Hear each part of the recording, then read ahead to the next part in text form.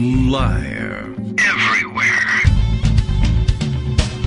On netrootsradio.com.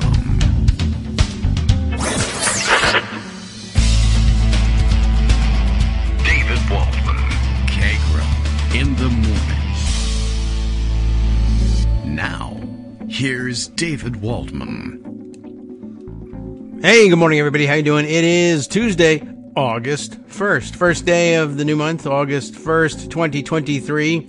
New month, old year. Nothing's changed in that respect. We're not letting time slip by quite so quickly, but it is moving along. August, back to school month for a lot of the people, particularly toward the south.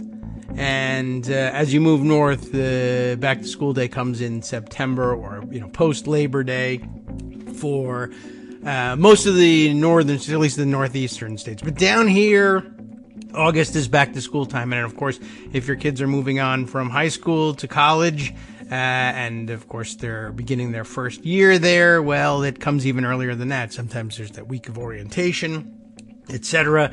We've got about 2 weeks left with both of the kids home, and then the younger one heads off to his own college experience. Like I said, in about 2 weeks, and we're just not ready to let him go at this point. But you have to. But anyway, we're all excited and thinking academically, which is apropos. That's some foreign language for you in the morning. Apropos in that. Today, August 1st, 2023, marks the, we'll say, triumphant return. We're getting ahead of ourselves, but there'll be a triumph in the end, I assure you. Ian Reifowitz, back on the show after, an absence of decades, it seems, but it's actually been quite a while.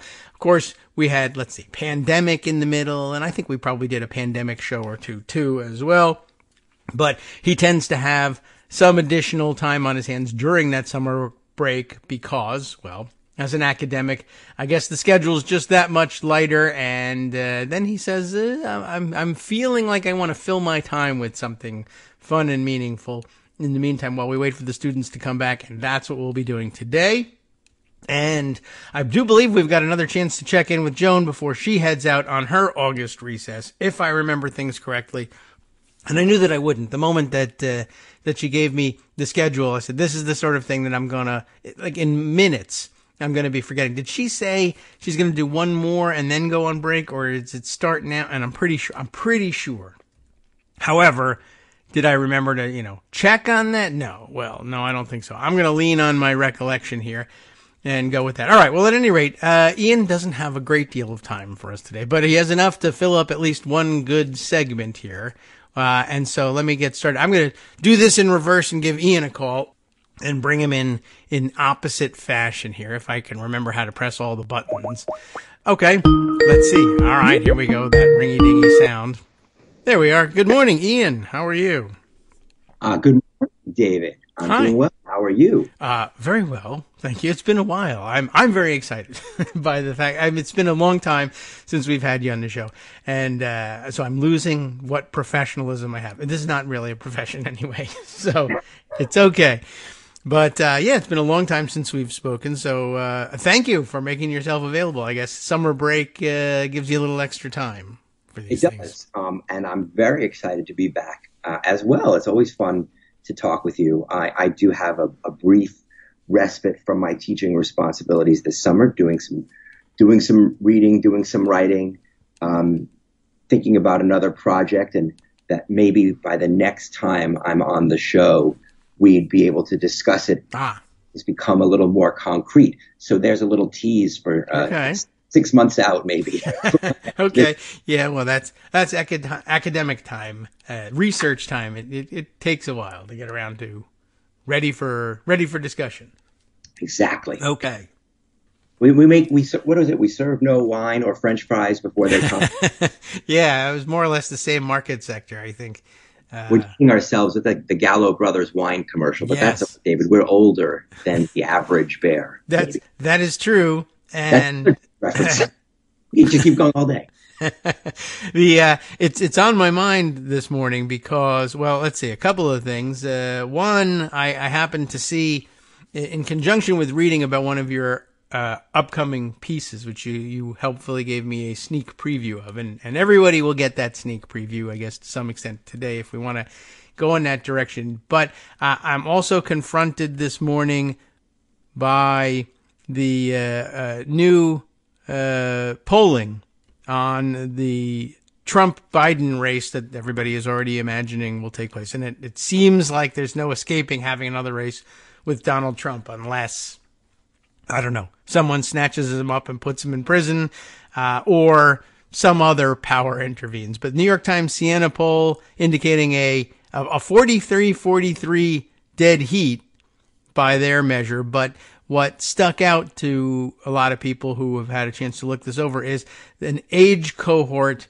that turns everything around for Trump. That in almost every other age cohort there is every other age cohort that they show here: 18 to 29, 30 to 44, 45 to 64, then 65 plus. In all age categories but one, Biden has a fairly solid lead. It is our age cohort. What is wrong with us? I guess is the question. Yeah, our age cohort, 50 or 45 to 64, reverses things where Trump holds a 48-39 lead by age of voters. And as who was it that pointed this out? From No More Mr. Nice Blog, Steve M. pointing out Alex P. Keaton is killing the Democrats.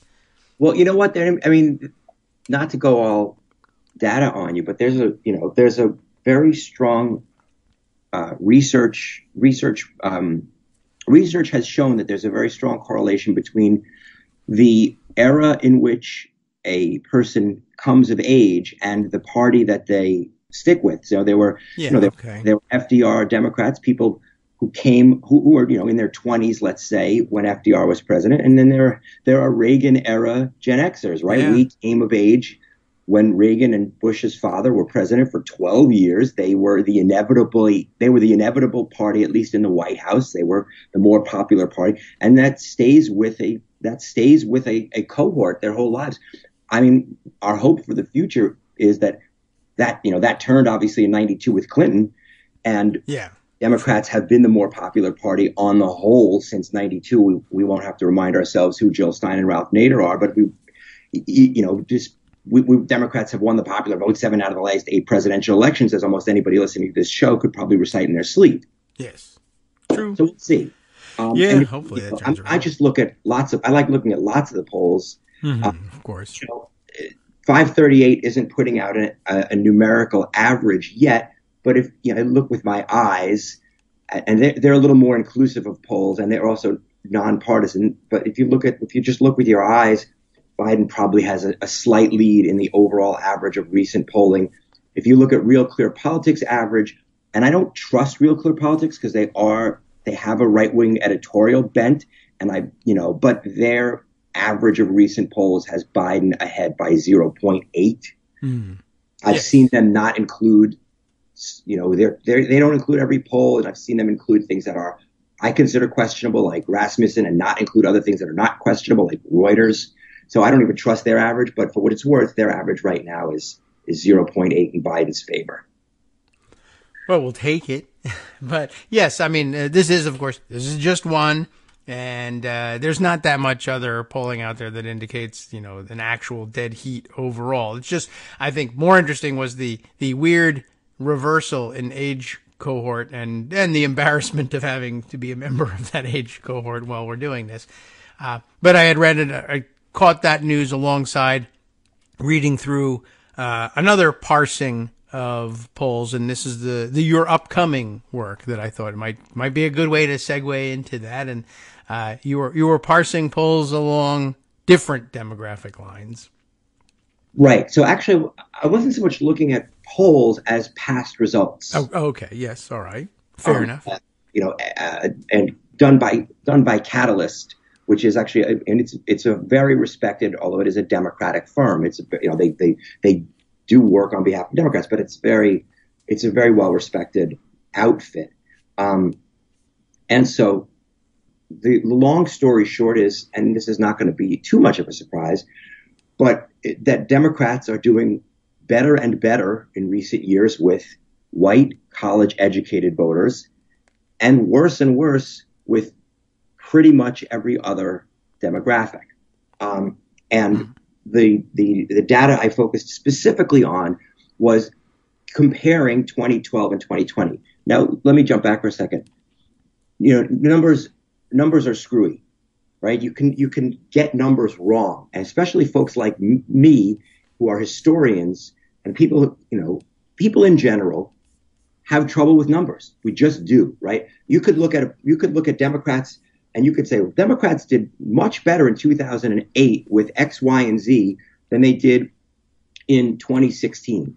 Well, duh, because Obama won by 8 points or 9 points in 2008, and Hillary won the popular vote by 3 points in 2016. So that doesn't tell us anything, right? You have to understand when you're comparing, you have to compare like things, okay? Or you have to look at trends among the same things.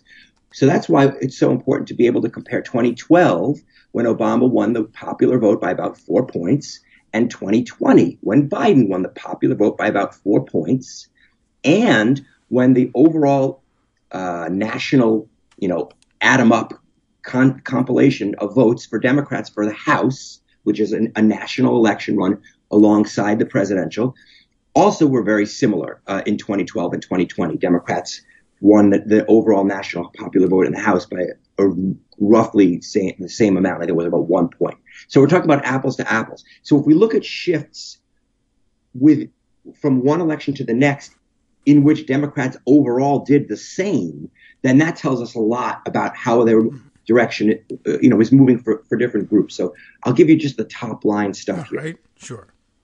From 2012 to 2020, okay, the Democratic margin with non-college voters of color, right? So we could measure Asian American voters, Black voters, Latino voters. Not enough data for Native American voters, but we can't help that.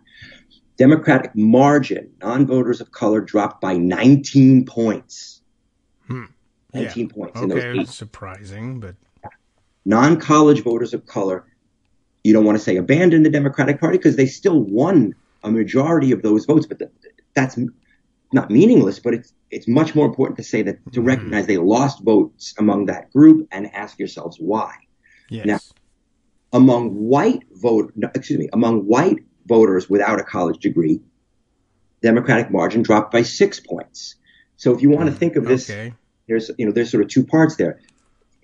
They lost among non-college whites as well. So they have a problem with non-college voters overall. Yes. But there's a greater loss in terms of percentage points with the voters of color who didn't go to college. Now there are a lot more white non-college voters than non-college voters of color. So in terms of the pure number of votes, it's probably more impactful. But either way, you're talking about losing among both groups. So that's an important place to start. And then on the flip side, the Democratic margin with white college voters from 2012 to 2020 jumped by 17 points. So basically, if you want to think about the fact that the overall two-party share was basically the same, right? For every white college voter they gained, they lost a vote among the rest of the country, in particular among non-college voters, because they didn't lose much with college-educated voters of color, although they did lose some with Latinos. But there wasn't a big education gap among Black and Asian American voters.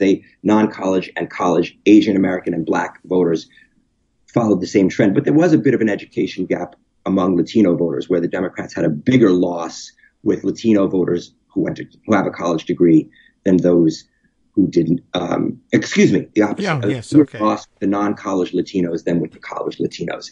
Again, the overwhelming majority of Latino voters don't have a college degree, but not overwhelming, but pretty solid majority. And same with Black voters. About 80% of Black voters don't have a college degree. So the point is, if the Democratic Party is suddenly becoming more and more the party of white and in particular well-off voters, and is losing among the most vulnerable economic groups, as well as the most economically vulnerable and racially vulnerable groups. What the hell does that say about what the Democratic Party is, and how well are those groups going to be represented in the, if they're, if the Democrats can't seem to win. I shouldn't say can't seem to win. It's not. Winning them. Right, those groups are moving away from the Democratic Party, and the Democrats are gaining ground with the people who are the most comfortable in America. Yes. What is that? Is that really where we want to be? Right. Well, I mean, we like to capture votes, certainly, but it does make you wonder, because it doesn't feel like the policy advocacy it's certainly not targeting it's or in a negative way the groups among which we're losing votes. In fact, we like to think we're doing the opposite. So, well, I think maybe we're not. There is, there's a lot of hand-wringing about what to do. I looked at some recent in-depth surveys, and these were surveys of non-college educated voters, but also broader as well, because they want to have some comparison points. And the long story short is that non-college educated voters are interested in kitchen table issues. That's what they want to hear about from candidates. So this is separate from necessarily, this doesn't mean that Democrats can't do other things when they're governing. Of course they can, and they have to protect. Above all, they're going to have to protect abortion rights. And yes, sure. It doesn't necessarily mean that that's what non-college voters need to hear about during the campaign. And one of the things I argued essentially is that if there's an issue that appeals strongly to college-educated voters, in particular white college-educated voters, but college-educated voters, period, you probably don't have to talk about it that much because they already know.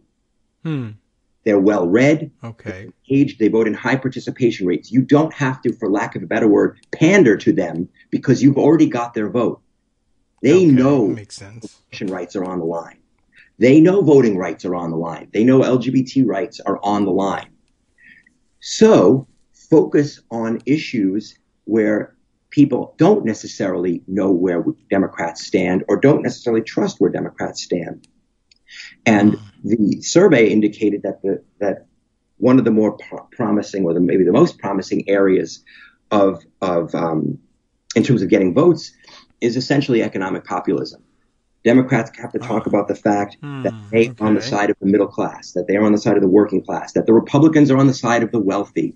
And you can talk about things like highlighting what did Trump do in office, his major accomplishment in the legislature, passing tax cuts for billionaires and millionaires. Right, okay. What does Joe Biden want to do? He wants to undo that tax cut. He wants to give child tax credits to families. He wants to give more help on premium subsidies and has done these things. For middle class and working class families on Obamacare premiums, on and on and on and on. These are issues that he can talk about. He can talk about his jobs record, and he can talk about the record of Bidenomics, which has now, the worm is turning there. It's a very positive record. You have continued economic growth, not only continued economic growth, but economic growth that's helping middle and working class families in manufacturing. Thanks to, the CHIPS and Science Act, the Infrastructure Act, which he can also talk about as having been passed with on a bipartisan basis. All these things appeal to a slice of voters of all colors. That's very important, who need to know what Democrats have done for them and what Democrats will do for them. And Democrats can talk about those things, as this survey from Jacobin and the Center for Working Class Politics found. It can talk about these issues, and it doesn't alienate other voters, right? Because there are things Democrats can talk about that will help with, let's say, college-educated voters, but will alienate working-class voters. But there are these kitchen table issues, these economically populist issues, are things that will attract these voters that where Democrats are losing, and at least according to these in-depth surveys, don't turn off other potentially Democratic voters. So my reaction to that is more, please. Okay. And Biden is doing this. Biden and Harris have been talking a lot about Bidenomics. They've got to talk about some other things too. And what they can't do is talk about class and not race. That's very important. And this draws on some other research that I've looked at, which is the work of Professor Ian Haney Lopez and the Race Class Initiative, which is the long story short of which is he says, listen, you don't go out there and become the party of racial justice. That just won't work. On the campaign trail, that can't be your main focus. You're going to lose votes and you won't be able to win elections. And because it turns off white voters and black voters, because the black voters know it turns off white voters. So they're like, don't do this. Don't do this.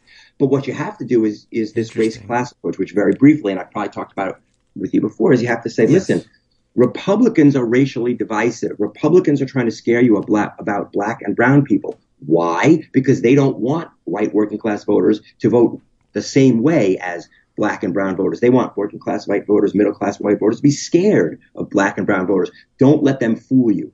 They're doing that, the racially divisive stuff, so that they can fool you into supporting their economic agenda, which is for the wealthy, because that's really their goal, is to provide, is to help the wealthy. And they can do it by keeping the regular Americans of all races divided against each other.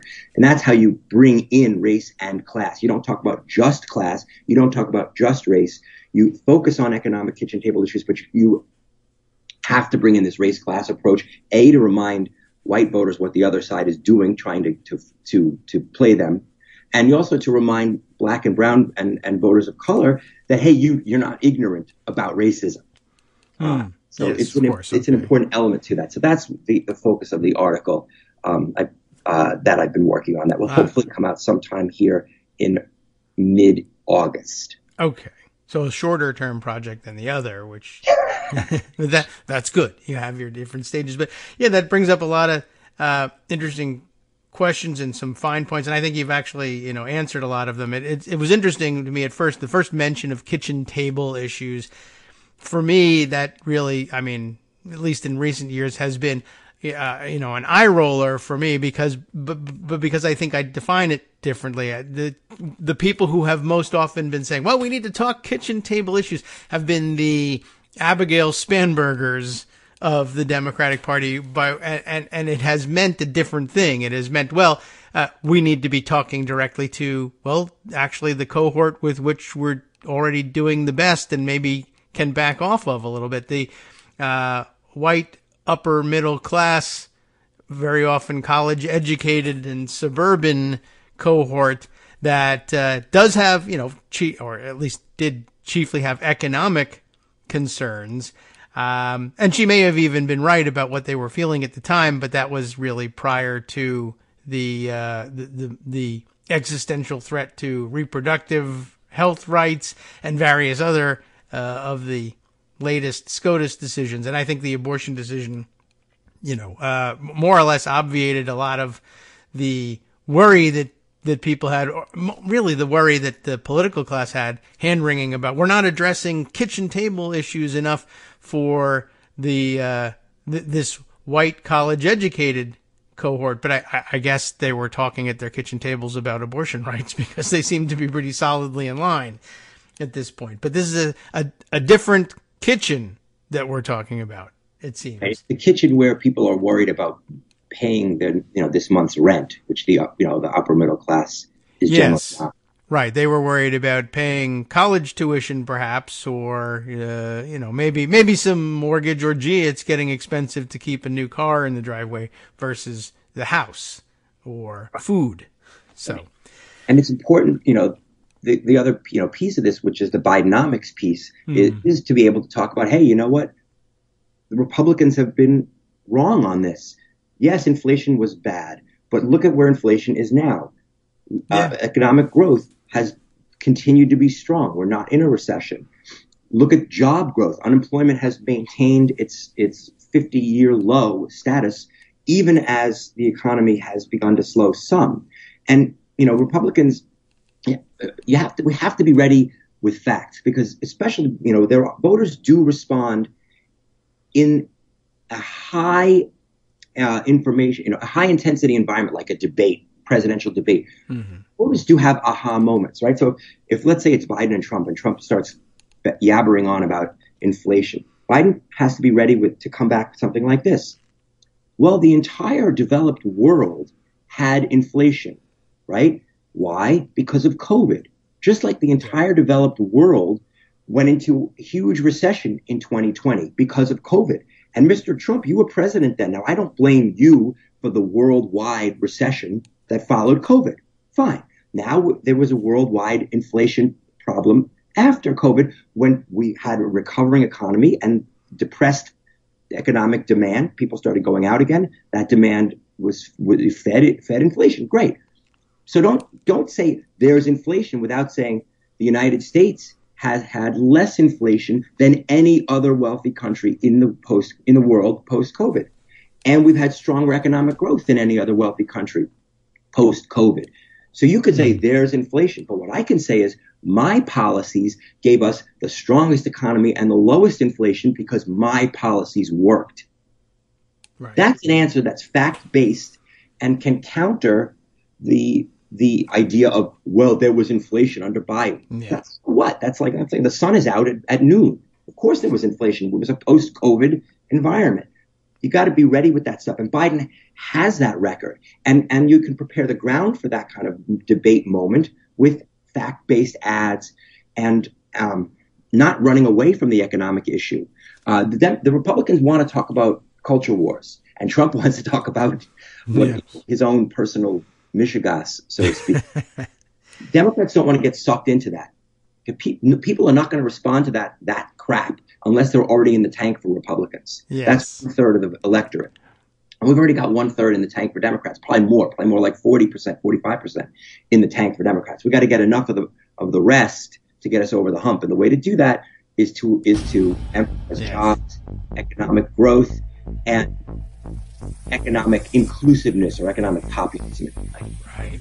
Well, that's clearly the direction we'll have to go in. Trump may, of course, at that point just wander completely off into who knows what, UFOs, as it happens. Very hot these days.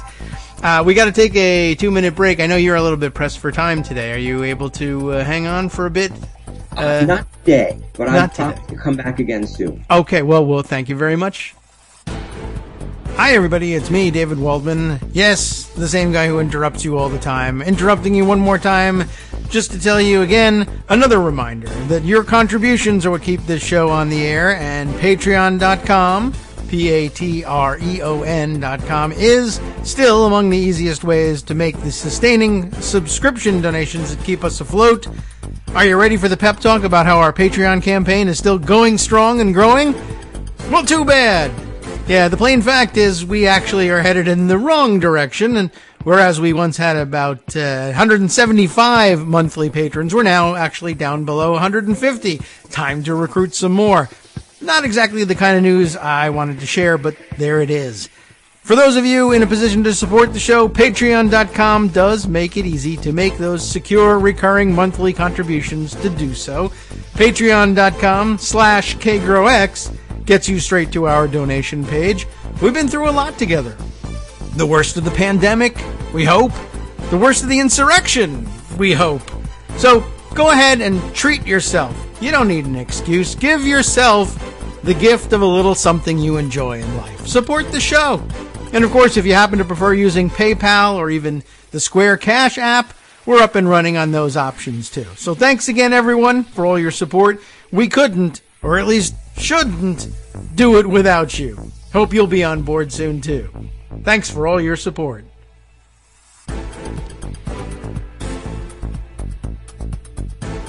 All right, welcome back now to the Kagro in the Morning Show here on Roots Radio.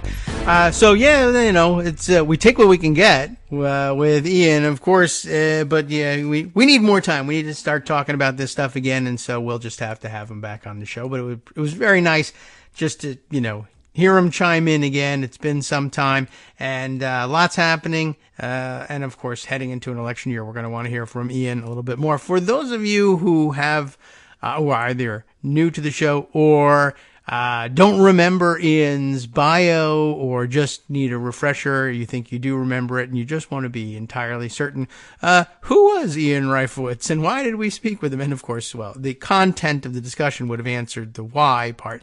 But by way of introduction, which I should have set up beforehand, but because we're shying away from the traditional, we're disrupting the radio industry and doing everything backwards, all the things that there are really good reasons for doing in the radio industry.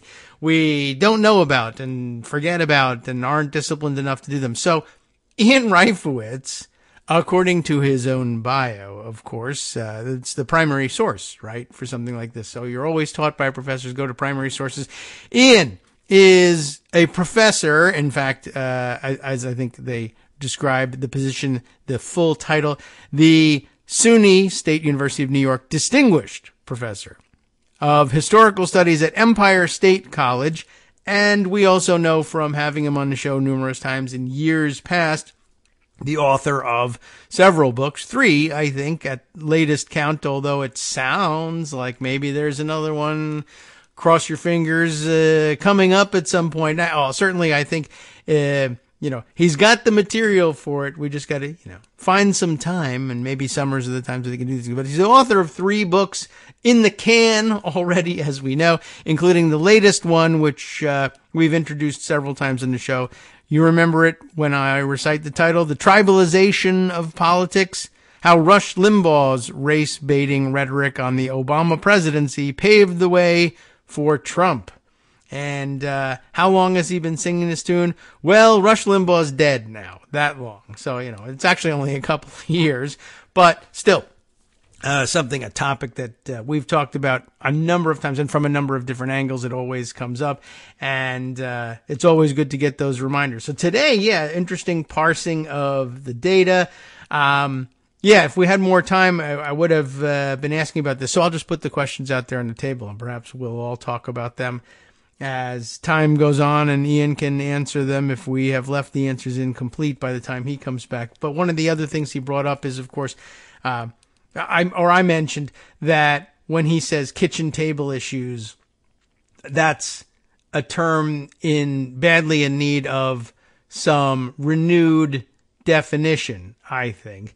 And so I think we were able to, parse out, okay, well, what does it mean? It's not necessarily the old, fretting upper middle class suburban voters who want to talk kitchen table issues. It's a very different set of kitchen table issues, I think.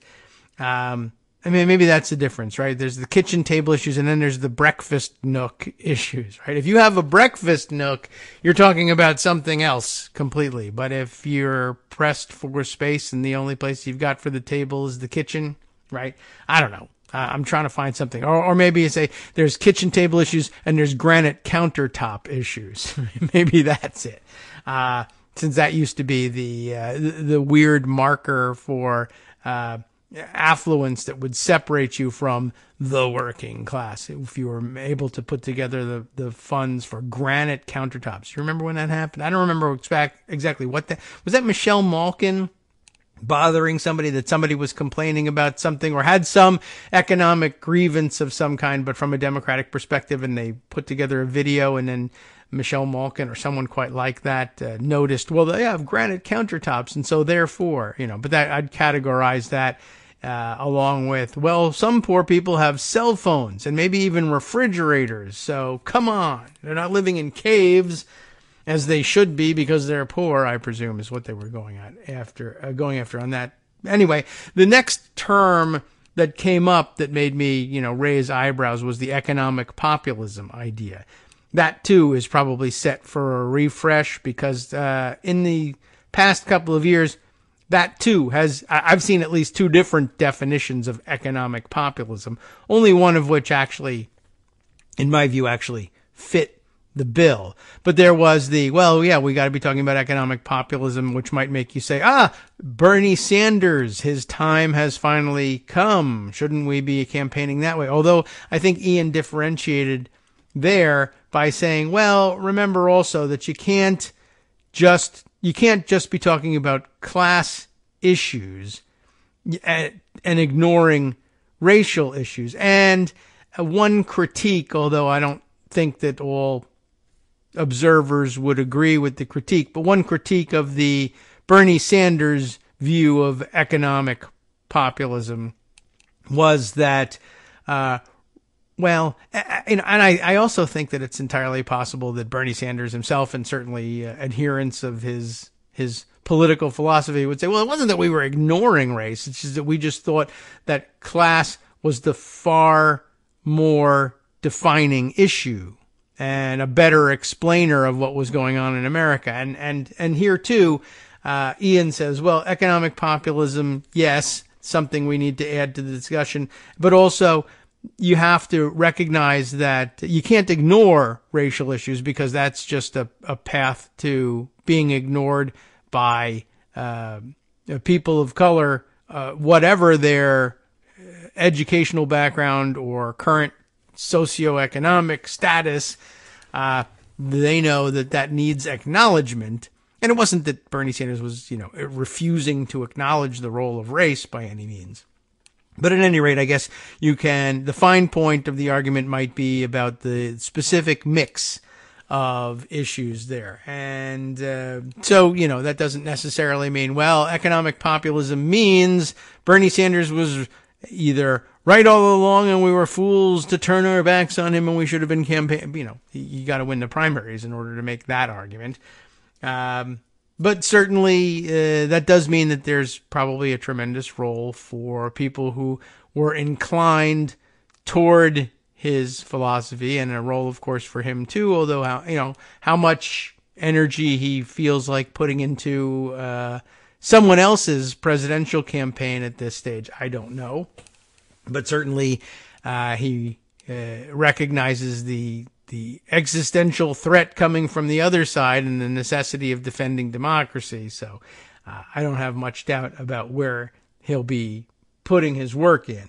The other model of so-called economic populism that I don't think really fits the bill but has been bandied about, of course, over the past couple of years, has been the Trump version of it, which I think is really just rhetorical whitewashing for any number of psychological problems that Donald Trump and his supporters bring to the table, kitchen or otherwise, where their version of economic populism was really, to the extent it was about economics at all, it was a scare tactic.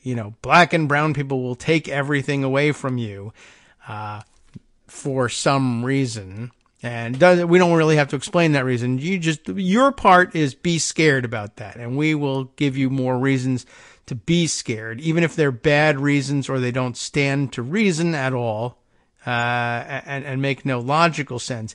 So long as you're willing to be illogically scared, we'll just continue to give you those things to think about. But the Donald Trump version of economic populism was more along the lines of when we used to make scare quotes and air quotes around economic anxiety. It wasn't that there was any program of populism. It was just that we'll make it popular for you to be anxious about economic issues, only because for the first couple of years, I guess, they probably figured it's bad politics to just simply say, well, this is just racism, and we want you to be racist about things, so we'll call it economic anxiety. But I think the mask is off on that front. All right.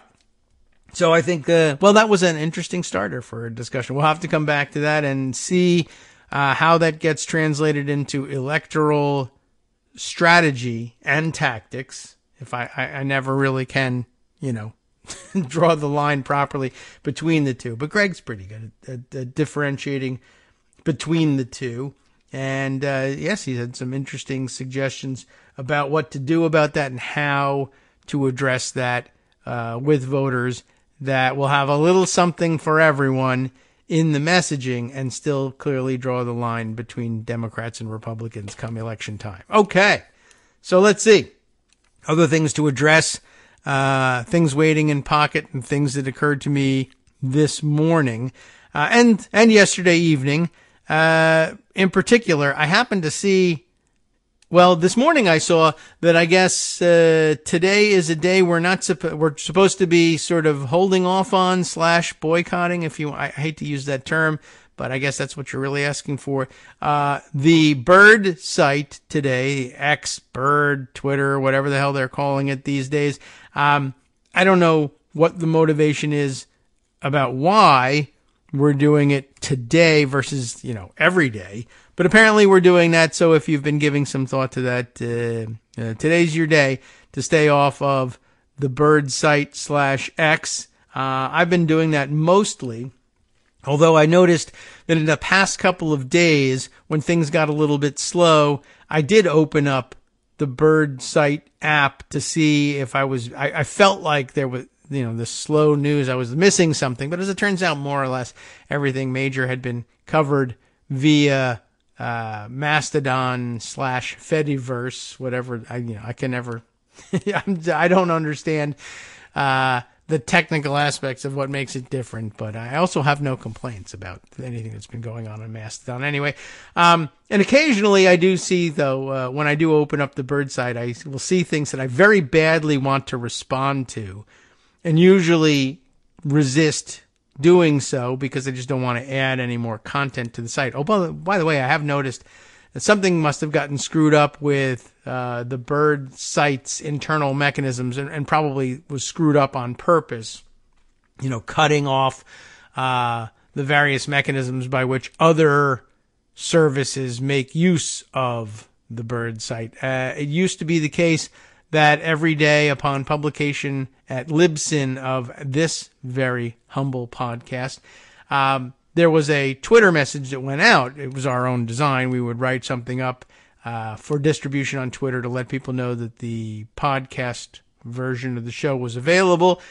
And at some point in the last, 2 or 3 weeks, they must have flipped the switch somewhere, and it now disallows that, because although I write the post up, the tweet up, I no longer see it appearing on the Bird site. And what I would do every day while I was still just not using the site, I would go over there and say, I'll gather up this tweet that went out, and I'll move it over to Mastodon and distribute it there as well.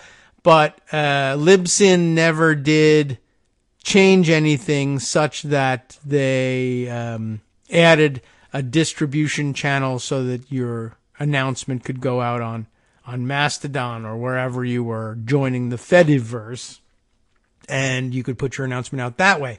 So it was the only automatically generated content that they were offering was to do so via Twitter. So I kept doing it, even though I felt bad about adding any content whatsoever to that site. It was just one a day, and I didn't have an alternative. And I thought it was probably imminent that Libsyn would roll out a Mastodon additional, a feature for Mastodon as well, and they haven't. And I guess I really have to start asking them about that and pressing them about that. And I can't be the only one interested in seeing it happen. But now that they're not even publishing the thing on the Bird site, I might as well just, when I draft it, I'll just take it with me over to Mastodon and post it there. I never really got used to that. It's a little bit weird. Anyway, but that might, tempt me to just remove myself from the place entirely. And I guess today I'll make a special conscious effort not to do it. I'm not certain what the origin of it is, but I did see people distributing on Mastodon comments from Mark Hamill saying that he was going to be, boycotting or withholding his content for the day over there. And then occasionally I also will look at things over there, and then with every intention of not participating, and then I forget where I am, and I respond as though I were on Mastodon, and then remember, I've just violated my rules here, and I've added content to the Bird site. And I did that last night. But because I was offered such a juicy target, and also it was late, and I should have been asleep. And here's what was going on. So, as you know, Tommy Tuberville continues to block all of the military officers' promotions. Military promotions for officers are a matter approved by the Senate, like with anything else, like executive branch positions.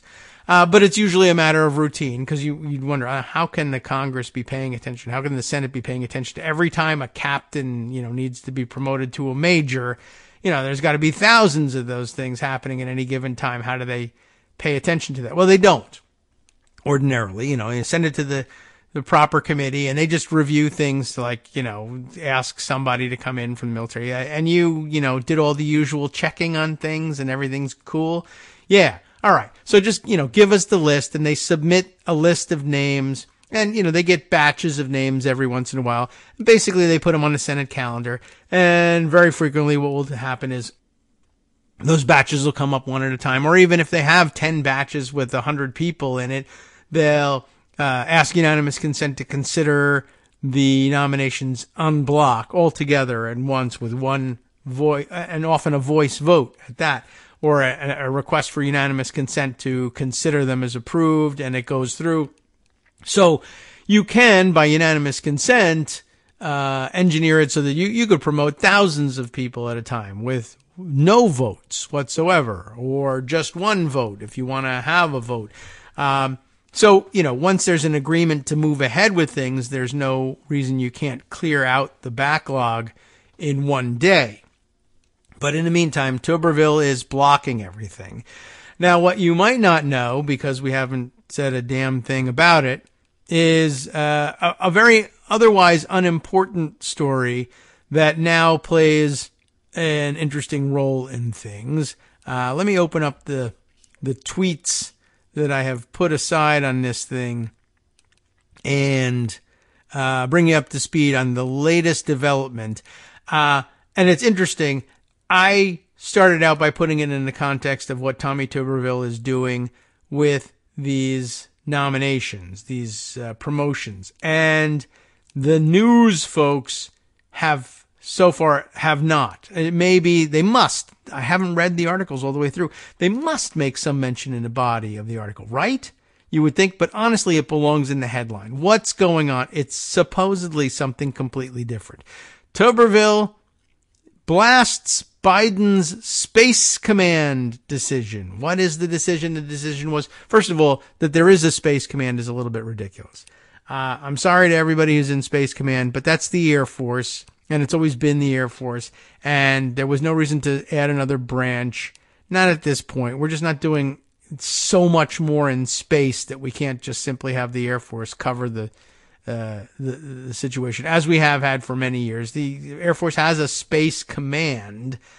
There's no reason to make a different branch out of it. I don't know of anybody in the military who is like, yes, thank God we're finally focusing exclusively on space because it's been so neglected by the Air Force. I just don't know that that's the case.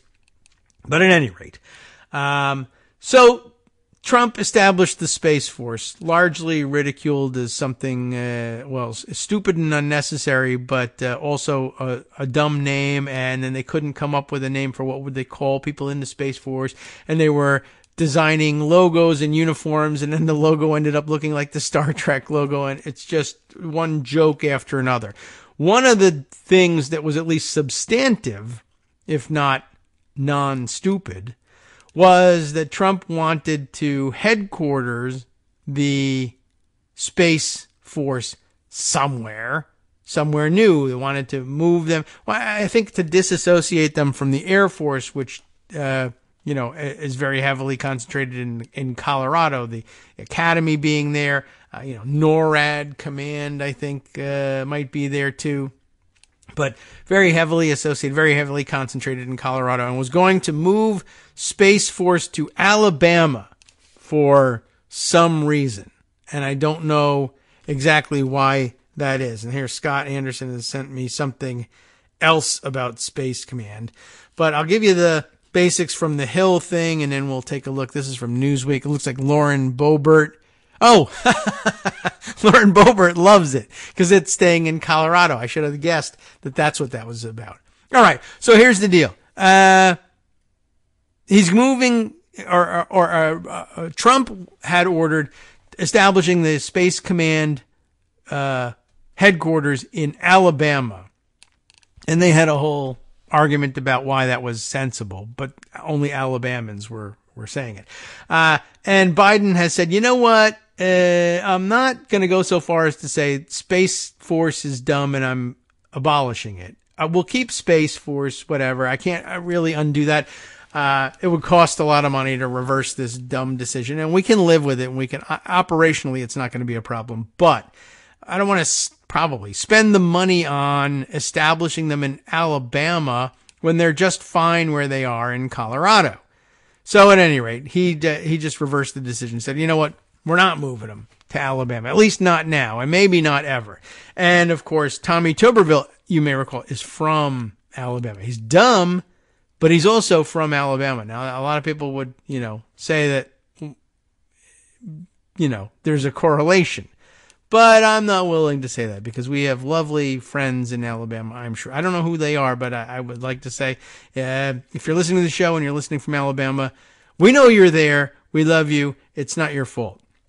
So, Lauren Sforza of The Hill reports on this piece, Tuberville blasts Biden's Space Command decision and says, this is absolutely not over.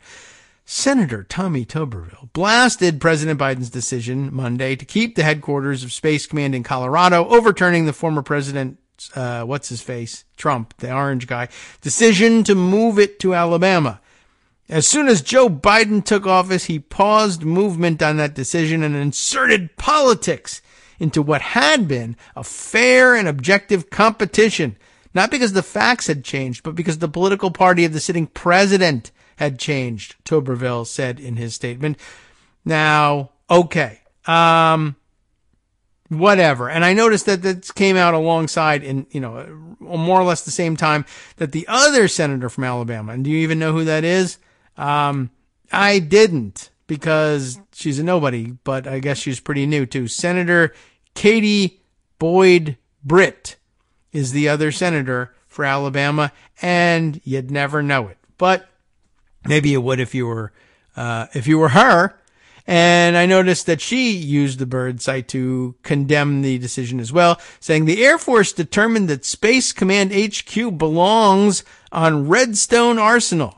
Now, President Biden has hijacked their objective decision to play politics with our national security. And here's my full statement on it. And it occurred to me, it was just sort of like one of those moments where, and I gave in to my temptation to say it on the Bird site because I kind of forgot where I was, yeah, well, you just got commander-in-chiefed. Because I don't know if you know this, but you Republicans used to be super fond of saying that the president was the commander-in-chief and that meant the commander of everything in the world, no matter what kind of decision was being made. But this is a military decision.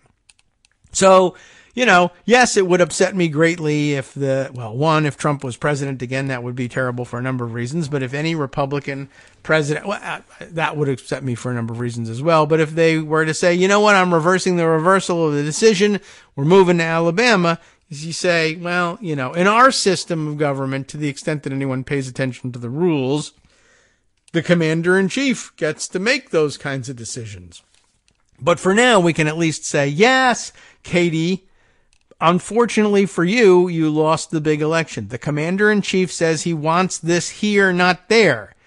Politics, whatever, it doesn't matter. This is one of those things where if Republicans were making this decision, you would demand that everybody else shut up and just go with the flow because the commander-in-chief has spoken. So, yeah, you just got commander-in-chief. That's a tough break, but you're going to have to live with it. Now, you, Tuberville, over here criticizing the same thing. I understand that you've lost in a competition here, but I got to say, well, we've been winding up on Tuberville for a long time.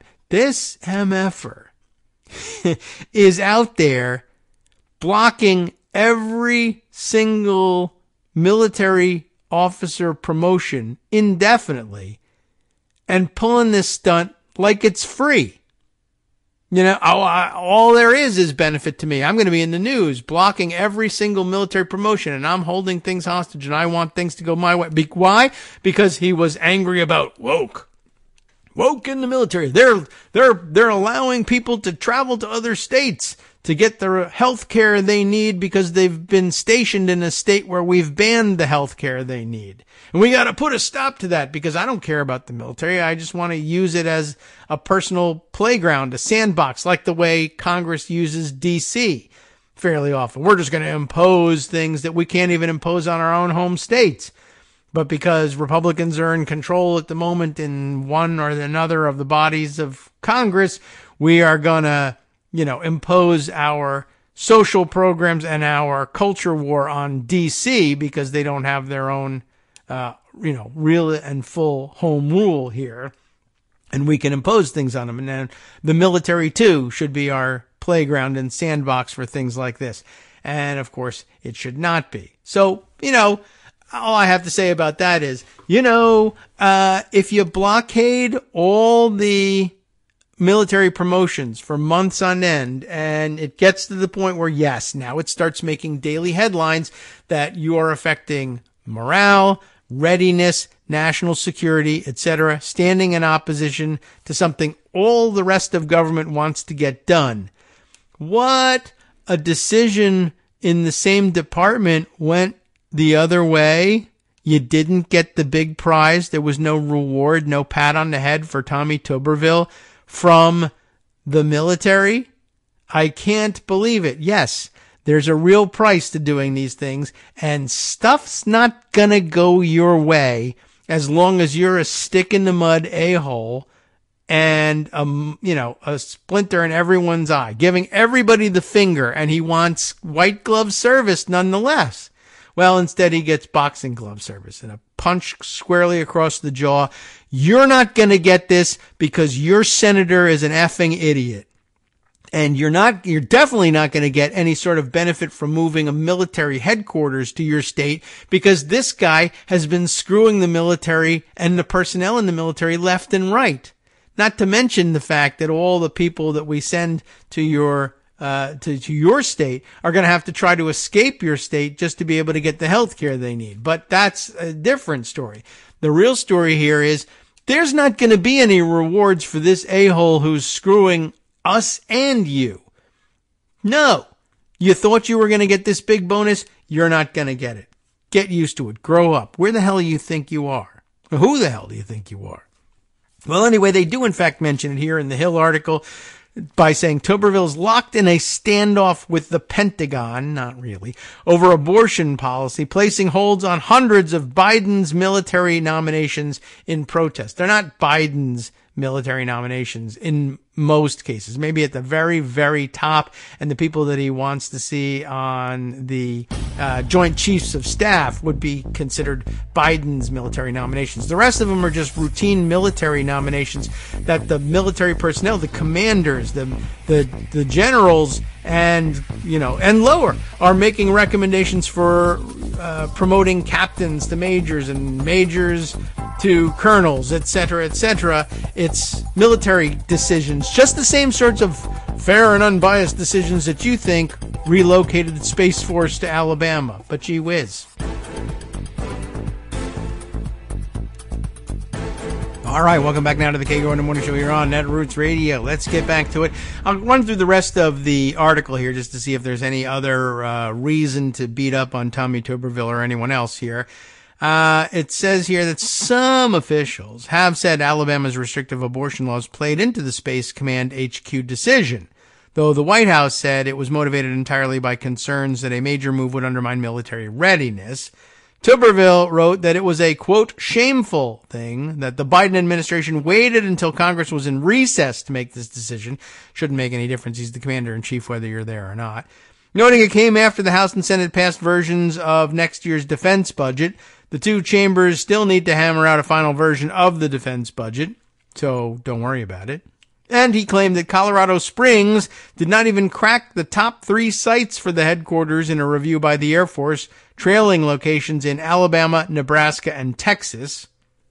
This decision to bypass the 3 most qualified sites looks like blatant patronage politics, and it sets a dangerous precedent that military bases are now to be used as rewards for political supporters rather than for our security, he wrote. Yeah, well, it reinforces a precedent, which, by the way, is very strongly endorsed by the guy you back for president. Trump would absolutely have done the same thing if he were in Biden's position and his whatever policy, anything that he cared about that was being thwarted by a Democratic senator, he would absolutely say, well, we're just going to cut them off.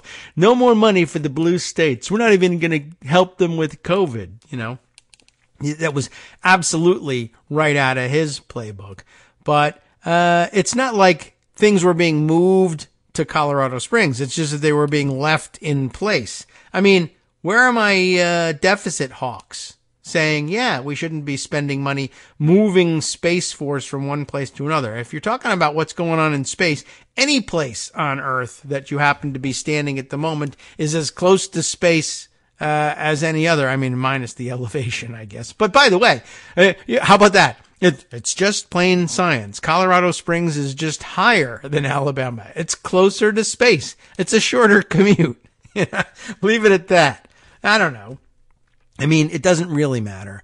I don't think where they are. I'm sure that there are places that are more optimal than others if you're considering moving. But if the other option is don't spend any money moving, stay where you are and save the money, well, you're going to have a hell of an argument in order to motivate a move at this point. Well, anyway, let's see. Oh my gosh, it's all politics. Yeah, boo-hoo. But by the way, my blockade of all military promotions is somehow not politics. He's not playing politics with our military readiness. There's nobody less qualified to make that accusation because, of course, all Republican accusations are, in fact, confessions. Trump's initial decision to move the HQ to Alabama also prompted claims of political motivations from Democrats. Alabama overwhelmingly voted for Trump in the 2020 election and has 2 GOP senators, even if you've never heard of them, while Colorado voted for Biden and has 2 Democratic senators. Tuberville on Monday said the fight to bring the headquarters to Alabama was not over, adding he hopes House Armed Services Committee Chairman Mike Rogers, also from Alabama, will continue an investigation into the matter. This is absolutely not over. I don't know how he sounds. Anyway, I will continue this fight as long as it takes to bring Space Command to where it would be best served, Huntsville, Alabama. Sure, of course, that's exactly where you want. That's the center. Whenever people think space programs, they think Huntsville, Alabama. Apparently, they do actually have some, significant space industry presence there. The claim somebody made was that it's also known as Rocket City, which I've never really heard, but maybe locally that's something they say about themselves. I don't know. But if you just Google Rocket City, does it come up? Yeah. All right. At least it may. Well, it's Huntsville itself promoting itself as Rocket City. But I don't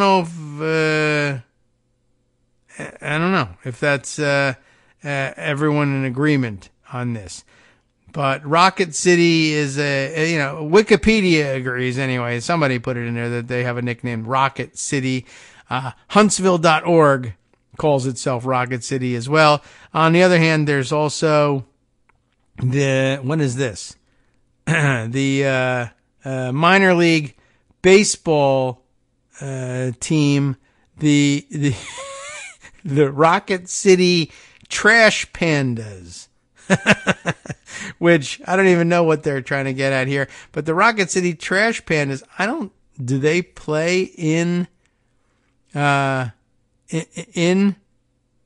or in Alabama? I don't think so. I think it looked like from the Google hit that the Rocket City Trash Pandas are the proud AA affiliate of the Los Angeles Angels playing in the Southern League. So maybe they are, in fact, in Huntsville, Alabama.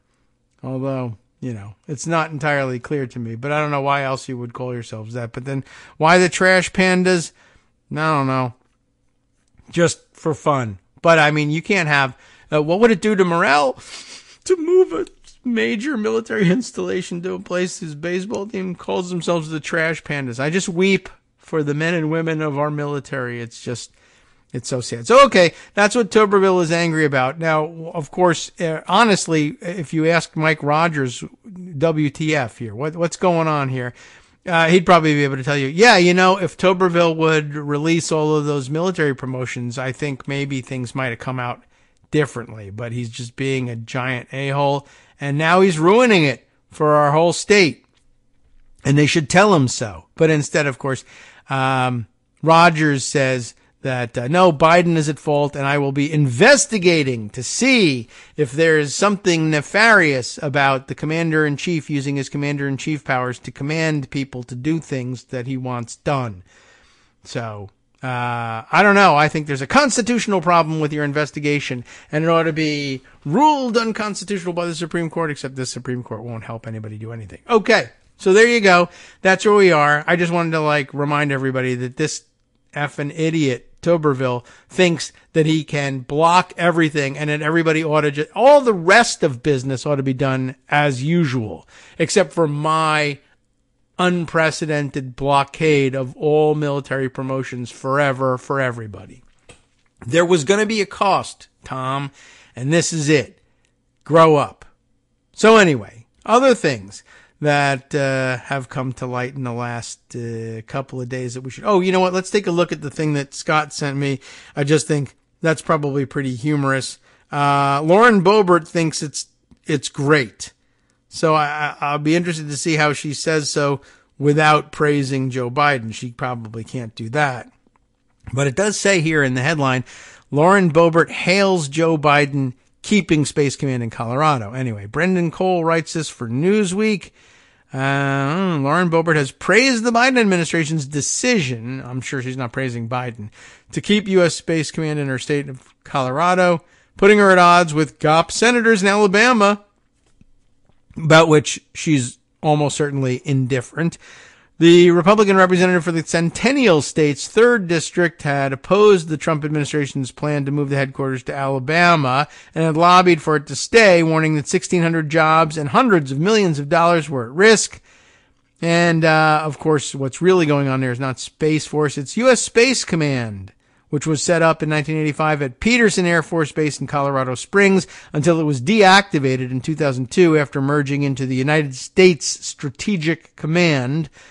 But Space Command was reestablished in 2019 under former President dumbass Trump, and then renamed as Space Force, and then he's attempting to divide it off into its own service, which is weird also. Trump called for moving the command to Huntsville, Alabama, the location of the Redstone Arsenal military complex. Anything else of interest? I mean, does Lauren say anything weird about it? I don't think so. Okay. So, and continued, SADs from the Alabamans. Head of U.S. Space Command General James Dickinson said in March that while the uniformed troops who make up 38% of its workforce would move if so ordered, there's really no way to know if the 62% of civilian personnel or 80% of contractors would move as well. Lots of those folks are a great civilian workforce. They've made life choices, and that's where they live, why they live, for example, in Colorado Springs, said the general, according to Defense One. So it may be that the jobs move, it may be that the people move, it may be that both move, or it may be that everybody stays. It was... Anyway, an interesting story, but a good opportunity to say, I can't believe that Tuberville still has no idea how this thing works around here. So, okay, let's see. Other things that are important that perhaps ought to be, we ought to be brought up to speed on. Well, let's see. There's a couple of things. I'm trying to think what would be most relevant, though, to our discussion with Joan. And I don't know. I mean, they're on recess pretty much, so I guess there's nothing in particular that requires congressional expertise in all of this, but certainly lots of other fun things happening. Let's see, that I'll save for talking with Greg. How about this? I mean, she's always got an eye on the Supreme Court as well. Just an interesting article. Maybe something she wants to comment on. Maybe she's something that all speaks for itself. When we read Mark Joseph Stern in Slate on what's going on over at the Supreme Court, in particular his piece titled, Ketanji Brown Jackson has perfected, we love it, the art of originalism jiu-jitsu, which is fantastic. Love to see it. One of my favorite, ways of handling conservative jurisprudence. Having gone to the George Mason University School of Law, now ASOL, or the Antonin Scalia School of Law, or I think they changed that again so that they wouldn't have to live with that acronym. I know we've mentioned that in the past. learning, essentially learning their ways, and then using to, of course, use them against them. And while Justice Jackson actually went to Harvard, right? Harvard Law School, it should surprise no one that she likewise gained the same skills. You don't have to go to GMU to understand what they're up to. You can just be smart enough to know from a great distance. So I want to read that. Oh, but I need to acknowledge one thing, an update from Mighty OCD, who says, yes, by the way, we did identify it correctly. It was, in fact, Michelle Malkin who was leading the mob in screaming about granite countertops. The specifics of the situation was we were fighting about the S-chip program, which I believe is back in the news again, as having been, not only has it been a tremendous success, but touting that success again because S-chip is in the news. Are we renewing it? Or is that what's going on? I don't remember why it's in the news, but his recollection of how that whole craziness set up was that a 10-year-old kid had been given the opportunity to give the weekly Democratic radio address about S-chip and the need to renew it, etc. And she went bonkers, kind of spying on the family by, poring over his video and said, yeah, well, S-chip, that's supposed to be for poor families. And these people shouldn't be benefiting from S-chip because they have too much money because they have granite countertops. And he notes also that this was supposed to be like payback of some kind for people having looked into Joe the plumber. Remember that guy? And finding out, one, that he's not actually a plumber, and two, he was complaining, oh my goodness, I have a business and it's so stressed because of Democratic economic policies, and how am I supposed to make ends meet? And as it turns out, he never really had a viable plumbing business in the first place, nor was he losing money hand over fist because of economic decisions, but because of who he was and how he handled his money. And so therefore they were going to get revenge by saying that a regular person that spoke up on behalf of a Democratic priority was himself a fraud, a 10-year-old fraud, because whatever. Anyway, that was the background of that. So thanks for reminding us of that, Mighty OCD. And now back to the Supreme Court and what Mark Joseph Stern finds in the brilliance of Ketanji Brown Jackson, which I guess it looks like I'm going to have to read from the pocket version. During her confirmation hearing, the piece begins, Justice Ketanji Brown Jackson associated herself with two methodologies, originalism and textualism, that are prized by the conservative legal movement. It was not a feint. With her first term wrapped up, it's safe to say that Jackson really does have zero interest in the living Constitution, sometimes associated with liberal judging. In place of lofty odes to the majestic generalities of the Constitution, the justice has consistently favored its original meaning and a statute's plain text over other considerations. I mean, you do get that became such a popular judicial approach that it is taught. Well, it certainly was taught at George Mason, but it's taught everywhere. You have to understand what judges are thinking when you're going to be arguing in front of them, whether it's Supreme Court justices or otherwise. So it's a stark departure from her predecessor, Justice Stephen Breyer, who could not write in the originalist style to save his life, but he didn't need to. But was it effective? In short, yes, to a point. Jackson may have helped stave off disaster in a handful of key cases, steering the court away from hard right results through tactical deployment of originalist and textualist arguments. Unlike Breyer, she expertly wielded the conservatives' own tool against them, my favorite tactic. She spoke the language of the right to promote left-leaning principles. And from time to time, she beat the 6-3 supermajority at its own game. Jackson's originalism has received the most attention in the context of race, and for good reason. Like most progressive originalists, she views the Constitution through the lens of the 13th, 14th, and 15th Amendments, passed in the wake of the Civil War. These amendments fundamentally altered the entire Constitution, expanding federal power over the states while extending civil rights and equal citizenship to all Americans, in theory, at least. This second founding informs many liberals' vision of the law today, including Jackson. And it's interesting because, of course, the conservatives usually, I imagine their pushback is, well, that's not originalism because they're not original to the Constitution. But of course, well, technically speaking, neither's the Second Amendment, the only one you care about. The first through 10th weren't original to the text. They were adopted and passed and ratified at the same time as the body of the Constitution. But if they were original to the Constitution, they wouldn't be amendments.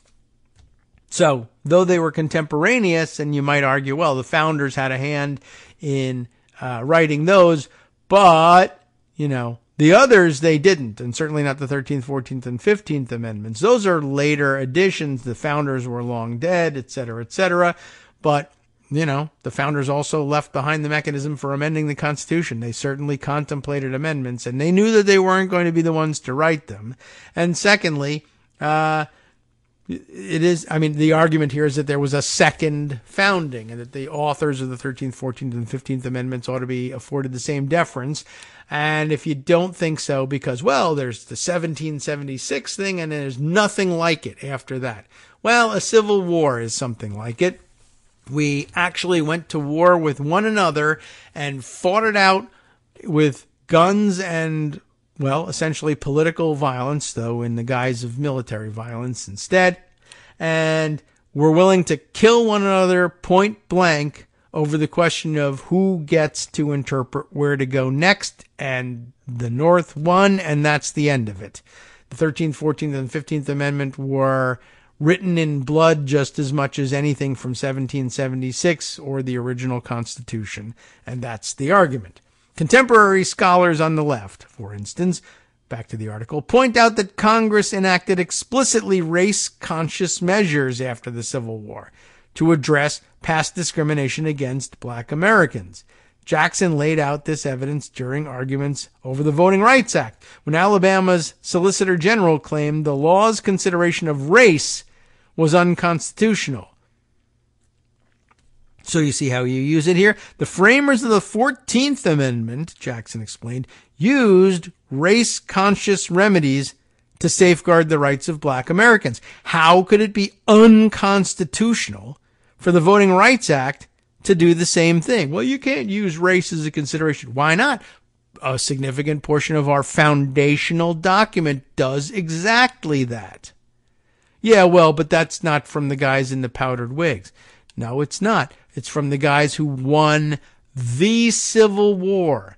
We killed everybody who disagreed, or enough of them that you finally surrendered and said, we'll agree from here on in. You might not have meant it, but that just means we should have killed more of you.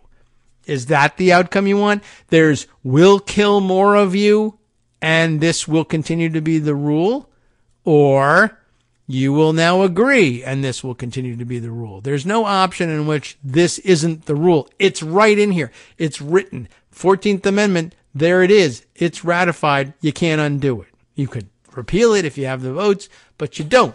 And if you tried, you'd have a war, and you'd probably lose that war too. There's roll the dice, but if we're just doing things in court here, you're just going to have to accept the fact that you lost this battle a long, long time ago. And it's a good point. It's an excellent point. Now, so there you go. The framers of the 14th Amendment used race-conscious remedies. How come you can't do that now? It was, as the New York Times' Adam Liptak has observed, a kind of mission statement from the brand new justice. What else? At the time, it seemed as if Jackson was sketching out her future dissent. But in a surprise move, the court sided against Alabama, with Chief Justice John Roberts and Justice Brett Kavanaugh joining the three liberals upholding the Voting Rights Act in full.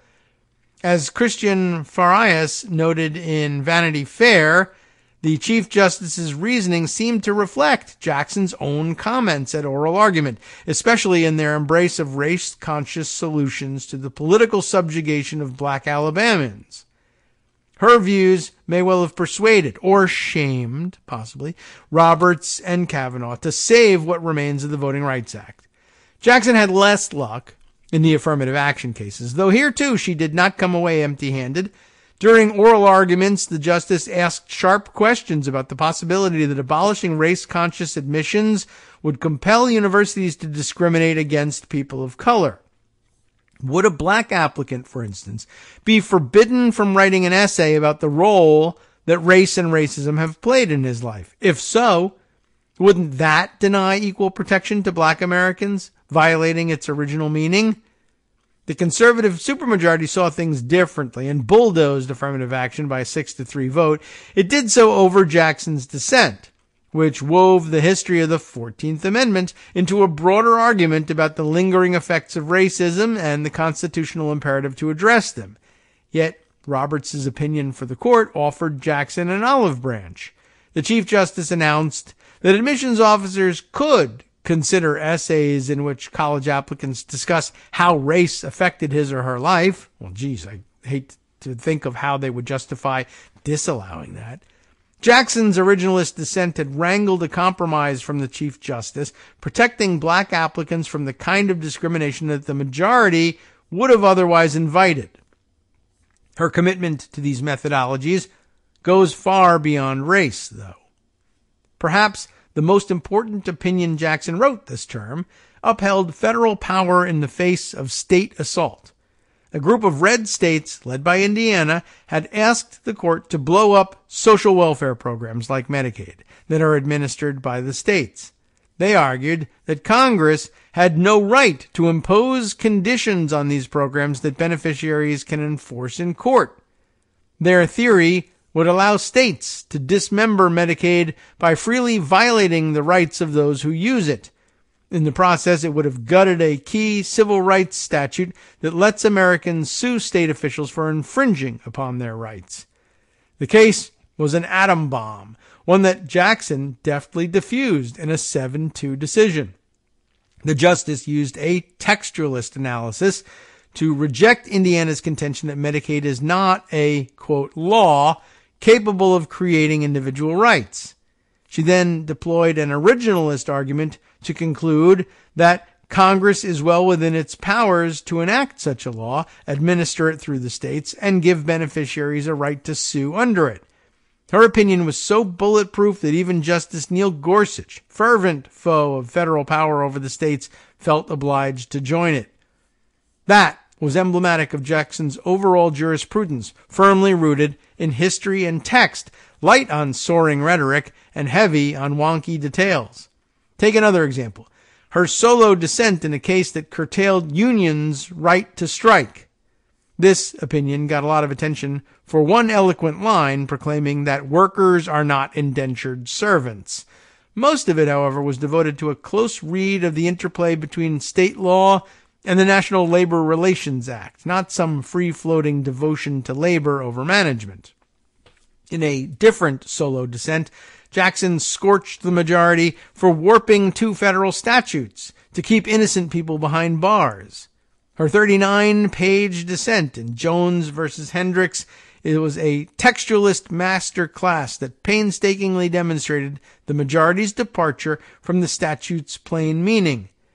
And in yet another dissent, Jackson reamed the majority, for elevating policy concerns over the text of the law to help corporations shunt lawsuits into arbitration.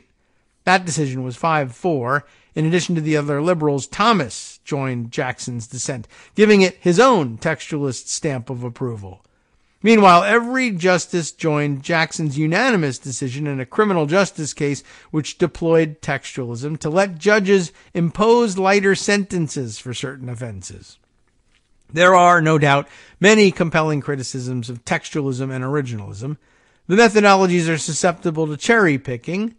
Judges can always pluck certain words from a statute or scraps of evidence from the historical record to make an argument that fits their ideological or political preferences. These tools can also freeze the law in the past, elevating the biases of long-dead slave owners and other unenlightened men over evolving notions of equal rights and personal freedom. Like it or not, though, today's Supreme Court has concluded that originalism is our law, and you can't win the game if you refuse to play it. Justice Breyer would not play, decrying originalism and rigid textualism through his last days on the bench. His opinions used multi-factor balancing tests to weigh competing interests and reach a fair result, using history and text as a garnish for his analysis rather than a foundation. Breyer's candor was commendable. Many liberals believe that's what all judges do, whether they admit it or not. But it was not tactical or particularly helpful to the progressive cause. Too often, his style played right into the hands of conservatives eager to overthrow non-originalist precedent. Jackson, who had clerked for Breyer, takes a radically different approach. Among President Joe Biden's younger judicial appointees, she is not alone. Other Biden judges have adopted this philosophy. Fourth Circuit Court Judge Toby Haytens and U.S. Court of Appeals for the D.C. Circuit Judge Florence Pan, for instance, have authored decisions greenlighting legal consequences for the insurrectionists of January 6th using textualist and originalist principles. All interesting, eh? Sup, fam? It's your boy Darwin, a.k.a. Darwin_Darko, a.k.a. the most reasonable man in America, a.k.a. KITM's senior black correspondent. You might remember me from such recordings as Spacemen versus Space Cadets and We Need to Talk About Joe Biden. Today, I want to bring you good news about that thing you've been struggling with. Do you suffer from giving too much of a damn? Do you turn on the series of tubes and find yourself outraged at the particular way some news organization strung some sentences together only to realize, nope, this is not some fictional hellscape? Well, guess what? You no longer have to accept the life of giving too much of a damn. You can do something about it, because even you, yes you, can be a show contributor. Now I know what you're thinking. Hey, Mr. Most Reasonable Man in America, I'm not some professional podcast talking guy. Don't worry about it. Do you have a smartphone or some other electronic recording device? Well, that's all you need. You too can have a segment where you can read us an important article and give us your take. Read one of your own original essays, or even just give us your commentary on something you'd like to share that's important to you. Fair warning though, side effects may include general punditry, having opinions and hot takes, getting stuff off your chest, and hearing your own voice. If your recording lasts longer than 5 to 7 minutes, please consult kagrox@gmail.com. That's KAGROX@gmail.com.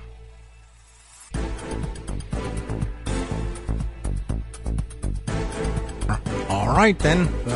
A little fooling around with the button there. Okay, we continue on here, but let's better answer the phone here quick. Hey, good morning, Joan. How you doing? Good morning, Kagro. I am fine. How are you? Okay. I'm terrible. No, everything's fine. Just exchanging pleasantries, but giving throw a curveball into the pleasantries. Oh, I'm awful. No. Everything good? Okay. Yes, I was beginning to doubt myself. I'm pretty sure. Well, she said one more week and then vacation, but who knows whether I remember things correctly. But okay. You remembered correctly. All right. I got it right. I remembered it was Tuesday. Yeah. Well, we both have accomplished something today. And that's good news. All right. Well, I will just I was reading up on something about Justice Jackson, which does conclude basically. I think we all got the gist of what we were reading about, but I wanted to note that they do go on to say that Justice Kagan too has been, as they say here in the article, beating the drum for progressive textualism since joining the bench and castigating conservatives for betraying textualist principles when it suits them. So that's another good part of the program there. But an excellent look over what Justice Jackson has been doing. I'm very excited and enthused about it. One, because it's been so effective, to the extent that the liberal wing of the court can be effective at all, and doing it in a way that I just personally appreciate, having gone to the George Mason University Law School. It's always occurred to me that there was that it was a ripe target. The conservative originalism and textualism was reasonably easy to pick apart, and all the building blocks were there. And it may not win cases or turn cases to point out the hypocrisy, but at some point, a really skilled jurist like Jackson moves beyond, well, skewering people for being hypocrites. That's one thing. It's very satisfying, but can you write something in a way that makes somebody, I mean, you think there's no shame among the Republican appointed members of the Supreme Court, but it turns out that at least for the time being, there are cases where you can lay out a case, or lay out an argument, that's unassailable from their preferred method of analysis and from their perspective. And surely the day will come where they're just like, well, we've got to have this outcome. Sorry. And we've already seen it, but we've also seen that, well, at least once or twice, there are justices who say, you know what? Yeah, actually that principle is more important to me than the outcome of this case. I mean, we may be able to use this principle to overturn it in another case later, but for now, you make me look like an idiot if I go the other way, and I don't want to look that way. So it's really been quite brilliant, and it was a good thing to point out, and we thank Mark Joseph Stern for doing so. Yes, it's important because while it's, really fun beating up on Thomas and Alito, yes, and Roberts, and we get to regularly, it's important to recognize that we've got good people there too, and they aren't just howling into the wind. Right, and it takes a special, it takes a keen mind to find those fault lines where you can point out the hypocrisy, but it takes a special kind of genius to really actually, and a discipline to be able to leverage it such that you could actually change the outcome of a case or pull a justice over from the other side and preserve at least certain issues in dissent. So that's really remarkable, but that's what Harvard Law School is supposed to produce. So on the one hand, it's like, well, wow, she's really quite impressive. On the other hand, it's like, yeah, well, she's really well educated, so it's going to work. But, at the same time, there are plenty of others who come through Harvard Law School and you say, what happened to your brain? Where did you go wrong? Yeah. So most of them are in the Senate. Yes, I was just going to say, and on the Judiciary Committee. Mm-hmm. Yeah, right. Right? Yeah. It's funny. I think about now being a senator on the Judiciary Committee is a little bit like, because you went to Harvard Law School. I went to Harvard Law School. I'm well qualified for this law school. You hear me? Put me on the Judiciary Committee. But that's sort of like, here's the analogy I'll make is like, so you didn't make it through the academy. What are you doing? I'm a mall cop. Yeah. Right. You kind of I'm a security guard. I mean, I don't want to denigrate people who will put themselves on the line for real, but a lot of them are really just eating lunch until danger comes and then they're going to flee. So maybe it's not worth celebrating them in the same way. Could you have been a Supreme Court justice? You really probably wouldn't have cut it. Honestly, no, you wouldn't have made it there. You just don't have that kind of firepower. Well, I have enough to get on the Judiciary Committee. I don't know.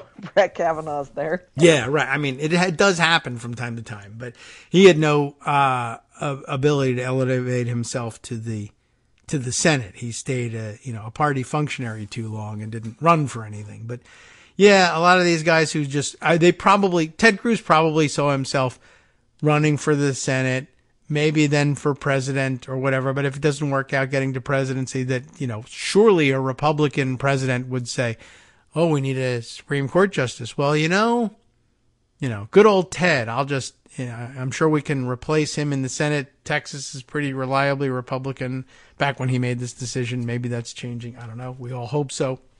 We hope so. And we hope it's this cycle. Yeah. But, putting themselves in the mix for in judicial nominations and therefore on television a lot.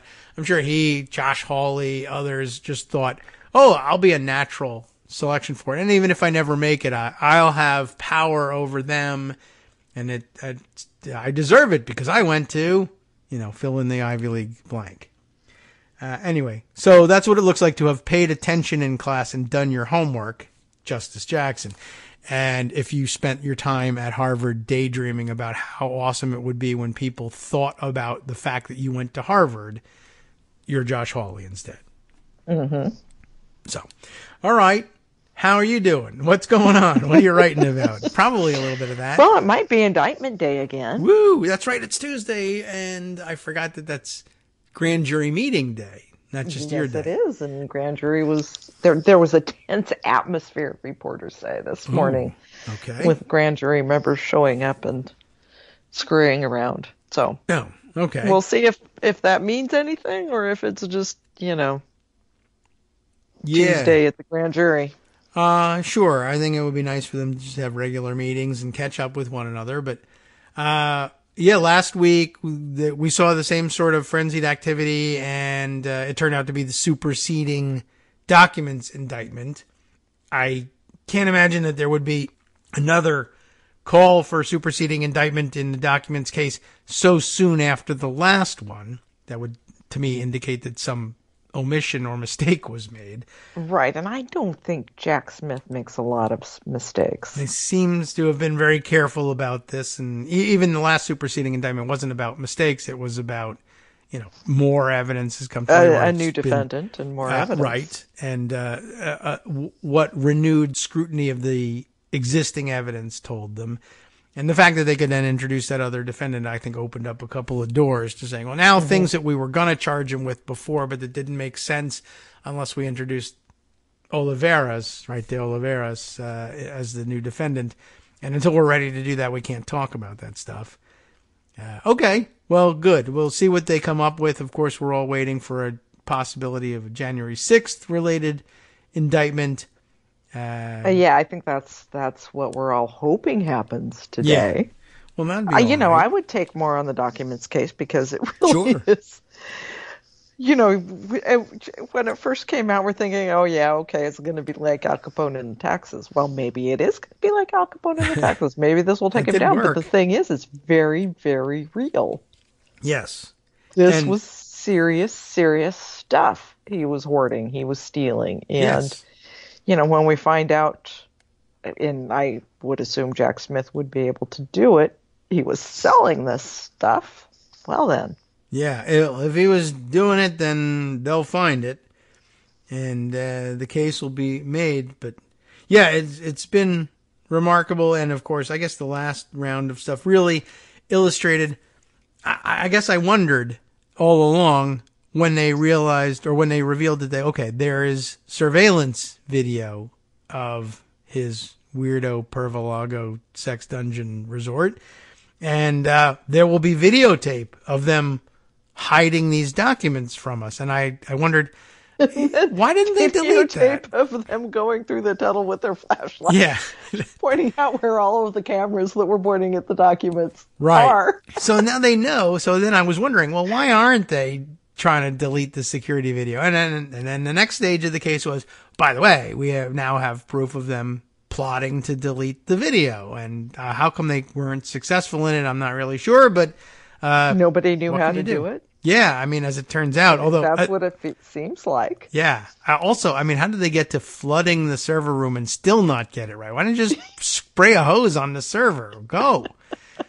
I can't believe they didn't try to do more or smash it or, a car crashed into our server room. I don't know how it happened. Something, but they're just inept at a lot of things. Thank goodness. Yeah, right. I mean, maybe there's just no one on their side that's good at anything, because we were always admonished. Well, look out, because what'll happen is there'll be a competent Trump one day, right. and it's going to be DeSantis too. Well, it turns out that was wrong. There must be another person somewhere who's smarter, evil and smart. I don't know. They can't seem to put him forward. I mean, we've been waiting.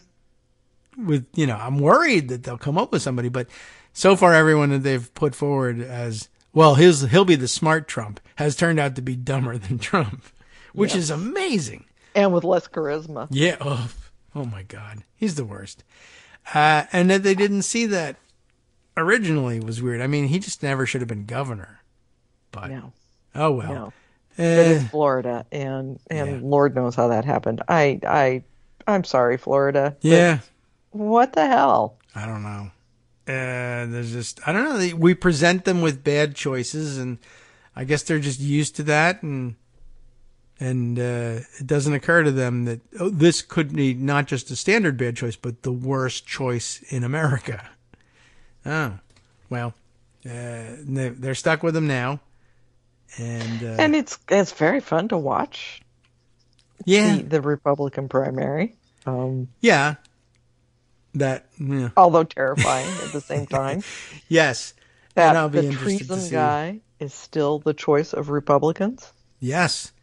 The question was put to me. Our Canadian friends are wondering, how is it even legal to run for president if you're under federal indictment? And the answer is just, we put a lot of stock into, show me in the Constitution where it says I can't XYZ. And as you flip through, you're like, the founders must have said, we don't need to put that in there. You'd never run for president if you were indicted. That possibly happen? You're indicted. I mean, you'd be right. The founders would have been on, if they had such a thing, suicide watch, if they were indicted while they were running for president. There's no way none of them would have continued to stand for election. They just would have dropped out. But they weren't figuring on this. He doesn't really count as a founder, though. Aaron Burr, yeah, I guess not. Although he was vice president. Yeah, and I mean, it's certainly the right era. Yeah, I guess he would be the exception that proves the rule, although then he did go to trial and he was found not guilty. So yes, he probably was trusting in that. And then you could say he could have argued, well, I didn't drop out because I didn't do it. Nobody who was so obviously guilty would continue, I guess. But yeah, all right, well. But he gave us the filibuster, so. Yeah, right. Thanks a lot. Big help that was. And it was a treason trial. That's pretty serious. Yeah. So, I mean, if I could at least get a treason trial for Trump, I think, all right, if that's the historical analogy, then give me that trial. Let's go. Let's go. Let's try it. I would very much like to see Donald Trump on trial for treason. And I think, that's the dream of all of us on our side, because it's kind of a big deal trying to overthrow government. Yes, really that alone. Of comforting in this fraught time to know that the system worked, so that if you tried to do treason, if you tried to overthrow the government, you were actually punished for it. Yeah, I guess I always just believed that was true. Yeah, we thought that of warrantless wiretapping and torture. Well, and yeah. Taking the country to war on a lie. Yeah, and so we slowly learned that wasn't the case. But then I kind of still, at the time, up until, I guess, January 5th or so, drew the line at, well, I think I've still believed that if you just storm the Capitol, you'll, if you're not killed on the spot, you'll certainly all be arrested, and then they'll want to know everything about everybody who plotted it, and they'll haul everybody in. And I don't know. And then surely if you were to prove that, well, it was the then current president of the United States who did it in an effort to block the actual election from being certified and to hold on to power, well, I mean, we don't discuss it in class because, no one would ever. But I guess if that happened, well, I assume you'd be arrested and put on trial for those things. Oh, well, as it turns out, that's not a great assumption. No, it's not. So, all right. And that's pretty terrifying. Yeah. But yeah, slowly but surely, I guess, as they're building the case, and maybe Jack Smith says, well, hold on now. Well, eventually we'll get there, but it takes it's a big deal, and you got to build your way up and make the case unassailable if you're going to do this to anybody, really. I don't even think he would make an exception and say, well, former president, you got to be careful. You do. There's optical considerations, but yeah, I think he seems bound and determined, if he's led there, to go ahead and do it, and it might even come as soon as today. It might. So we'll be waiting with bated breath. Yeah, I know. I feel which, like gives us something to do while waiting for the government shutdown. Oh yeah, right. Yes. Right. Well, we can anticipate both. But yeah, it is Tuesday. It's a good time to remind people that that's coming. True. No No real progress. I just finished a story being mad at the moderates again. The so-called moderates in the Republican House. Those moderates, okay. Are preventing McCarthy and the new chair of Ways and Means, Jason Smith. Oh, okay. From their big tax package passing. Oh. They want to, cut corporate taxes because that's what they always want to do. Well, sure. And then another round of bad things that wouldn't pass in the Senate anyway. Mm-hmm. And the moderates are blocking that because of the SALT deduction. Because Republicans won't take the SALT deduction cap out of the mix. I see. And so, they'll let all of the horrible stuff, they'll vote for some of the poison pills in the National Defense Authorization Act, the book bans at military-based libraries, the anti-trans stuff, the anti-abortion stuff. Yeah. The stuff that really hurts people. That they'll let go by. Okay. Having their wealthy home-owning constituents have to pay more in taxes because their state and local tax deduction is lower. That's their line in the sand. That's what they will fight to the death for. Well, those are your old line Republicans, I guess. Taxes is the end-all be-all for them. And it's almost comforting. Like, at least that's predictable and understandable and you can address it, versus, I don't know what's going to move them to. They're outlawing Barbie and I don't know what to do. Is that a thing I can fight? These are the people that, they're as responsible as the Freedom Caucus when the government shuts down because they are not standing up against them when they've got the numbers to do it. Oh. Yeah. Okay. That is a good point, too. Well, look, trust no Republicans, but I don't need to tell you that. No, but it is kind of fun that the one thing that you could count on Republicans to do, McCarthy can't do. Huh. Yeah, you wonder, pass tax cuts is he for a Republican at all? So how Republican are you, McCarthy? Well, it's a mess, and all right, it's enjoyable, certainly. And but the next couple of weeks, while you're on break along with them, nothing happens. And where will they leave the appropriations bills? I noticed. I think the Senate, I saw reported had in fact reported all of its bills out, all 12 in the. Yeah. Okay. Yeah. So we'll leave it to the Democrats to finish that goal that Republicans set for themselves to actually accomplish it and finish it first. Of course. But where are we in the House? I guess Susan Collins did help. Yeah. Well, all right. That I'm deeply concerned about that, but we'll move on. But, you do actually see Republicans in the Senate saying, we're not going to be like those people. Yeah. Except for Tommy Tuberville. Yes. Right. Well, he's... which is kind of... I don't know why they're continuing to let him do this, because it's continuing to make them look worse and worse and worse. Yeah. This is where I'm thinking maybe Mitch McConnell really isn't on top of things. Could be. Mitch McConnell's not really in control, or he'd have figured out how to shut Tuberville down by now, because this is reflecting poorly on all Republicans at this point. Yes, maybe. He's got his own concerns, and his focus may not be on all aspects of the work at this point. But on the other hand, I don't know whether McConnell would have had anything to do with it except not standing in the way and not chiming in. But yeah, my first discussion of what's going on with Tuberville in the last 24 hours has been, he's now steamed that they're not moving Space Force to Alabama. And I was last night seeing this thing and like, yeah, you thought blocking every single military promotion was free?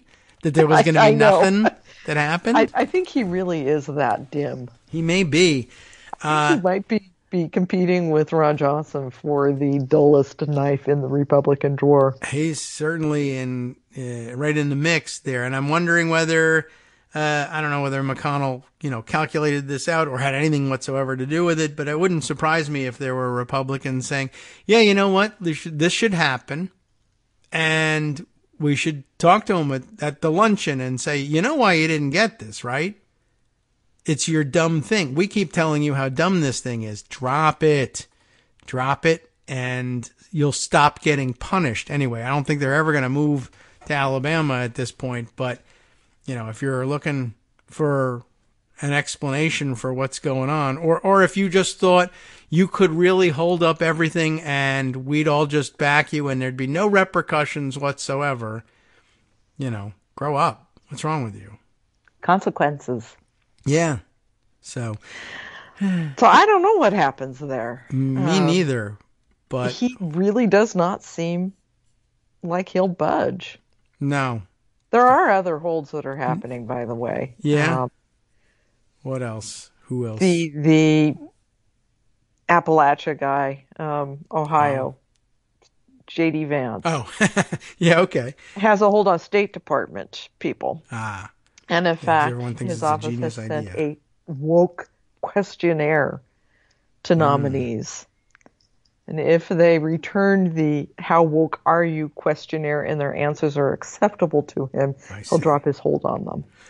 Very nice. Yeah, so, this is where it becomes a good lesson, and maybe they ought to be, or some attack dog type who's able to do this should be advertising the fact that, these blanket holds cost your state.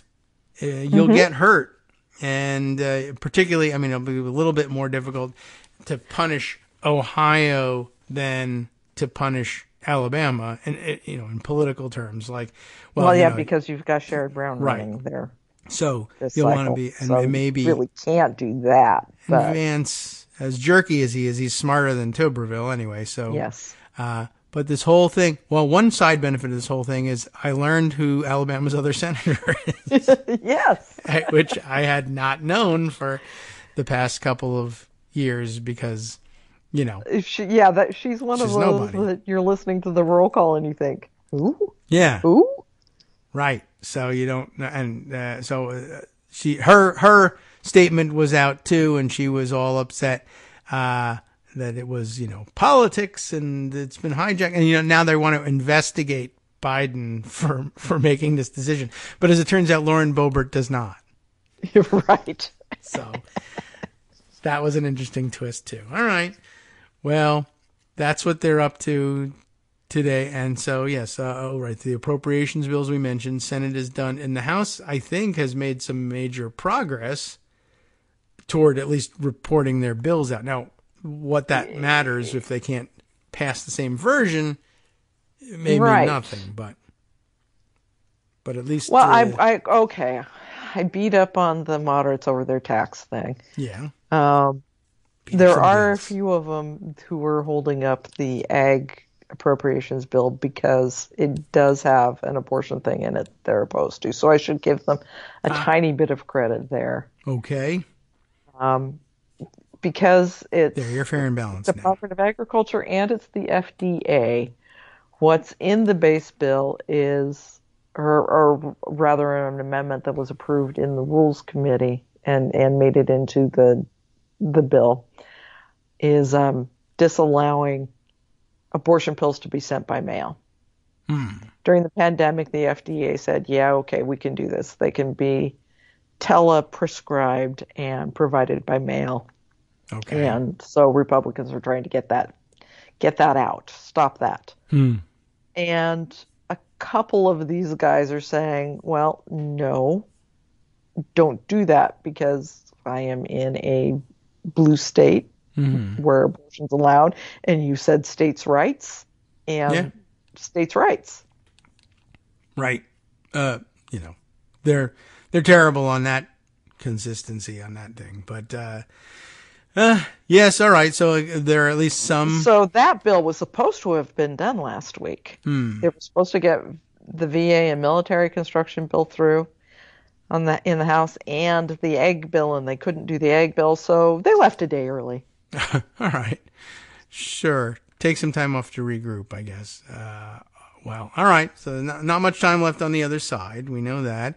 And we're just waiting on that. I also just note for the record, since we started, we segued from our previous segment into with the Supreme Court story. You've got one from a couple of days back too. We should make mention of the fact that I guess Alito has come up with some sort of unitary judiciary theory. Yes. It really is just horribly icky and incestuous feeling with this guy, David Rifkin Jr., who he's a Federal Society muckety-muck, and he writes for the Wall Street Journal and does opinion-based stuff for them. He's the guy who interviewed Alito, who said, yeah, Congress can't investigate us. Congress can't do anything to us. Congress can't touch us. That was weird. He also is representing Leonard Leo. Representing him. His fight with the Senate Judiciary Committee over investigating his ties to Alito. Okay. So, yeah, all right. Well, probably not a great choice for doing this piece. And he is lead attorney on a tax case that is coming to the Supreme Court. Okay, so next session. So he'll get Alito's vote, and there's nothing anybody can do about it. Vote because Alito's not going to recuse. Yeah. Congress can't tell him to recuse because Congress can't do anything. Right. So textualism and originalism, checks and something. They said something about. I don't think that's really true though. So forget it. And yeah, they're totally untouchable by anything because that's exactly what they meant to. Not only to make Article 3 Article 1, and most important, but to write in there that there's checks and balances as between the other two, and the court can check everybody else. Now that's actually not in the Constitution. No, it's actually not. Judicial and review. By the way, who has the purse strings? Yeah. Who's paying your salary? That was certainly the original intent. There's plenty of writing on that one, but there goes your originalism. That's how dedicated they are to it when they get the ideological outcome they want. All right. Well, thank you, Joan, and enjoy your vacation. You going anywhere, or just a little bit of both? Or some day trips. Okay. A few nights at the beach. Very nice. Do enjoy it. We'll check in with you in social media and on Daily Kos, no doubt. See you afterwards. Absolutely. Talk to you later. All right. Take care. Listening to Kagro in the morning with David Waldman. All right, with David Waldman and Ian Reifowitz and Joan McCarter. We got them all in today's show. Now we give you Justice Putnam with the West Coast Cookbook and Speakeasy coming up next. What's he got on tap here? Uh-oh, look here.